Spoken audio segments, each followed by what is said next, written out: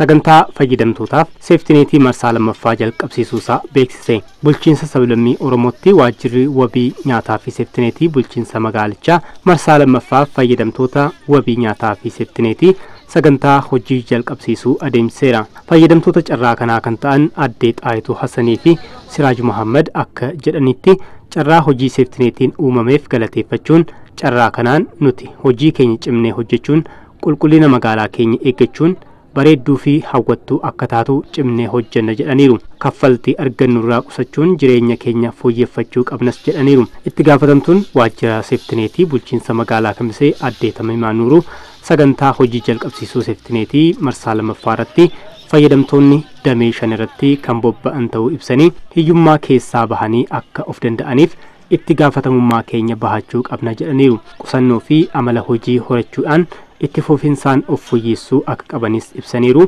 Gabaasichi kan waajjira kominikeeshinii bulchiinsa magaalaa Kamiseeti. Waajjirri fayyaa aanaa Arxumaa Fursii fayyaa hawaasichaa eeguuf dhaabbilee tajaajila kennitootaa irratti to'annoo fi hordoffii taasisaa jiraachuu ibse. Waajjirri fayyaa aanichaa fayyaa hawaasichaa eeguuf ogeeyyii dameewwan deeggartootaa aanaa fi bulchiinsa magaalaa irraa babbahan waliin koree to'annoo hundeessuusaa beeksiseera. Koreen kun dhaabbilee tajaajila kennitootaa keessumaa dhaabbilee fayyaa dhuunfaa, suuqiiwwan, manneen nyaataa fi dhugaatii irratti hordoffii fi to'annoo taasisaa jiraachuu ibseera. Gabaasichi kan kominikeeshinii aanichaati.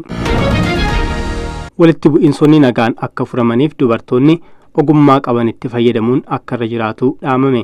Federeeshiniin waldoota dubartootaa naannoo Amaaraa waltajjii sosochii jalqabsiisa hojii magaalaa Bahar Daaritti gaggeesseera. Waltajjicha irratti kan argaman deetaa ministeera barnootaa Ayyalach Isheetee dubartoonni badhaadhina Itoophiyaan jalqabde dhugoomsuuf gahee olaanaa qabu jedhaniiru.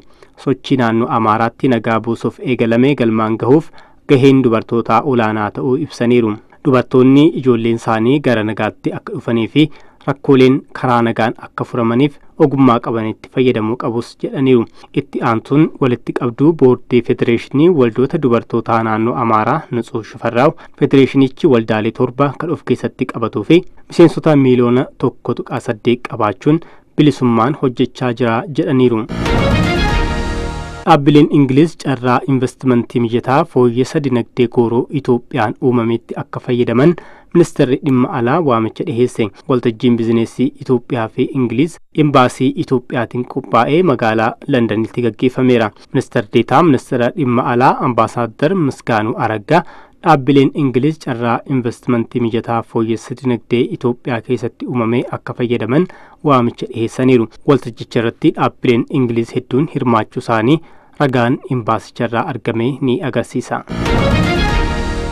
Hojii yakka malaammaltummaa ittisuu bu'aa qabeessa taasisuuf hojmaata teeknooloojiin deeggarame ammayyeessuun barbaachisaa ta'uu itti aanaan ministeera muummee obbo Tamasgan Xurunaa ibsan. Obbo Tamasgan Xurunaa hojii yakka malaammaltummaa ittisuu irratti qooda fudhattootaa waliin mari'achuu ibsaniiru.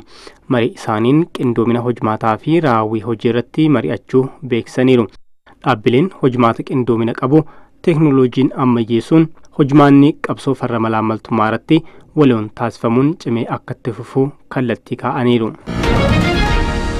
Ministeerri qonnaa Dr. Girmaa Amanteen itti gaafatamtuu sagantaa tumsa misooma qonnaa Jarman Indiriyaa Wiiliyaam Saamu'eeliin mari'ataniiru.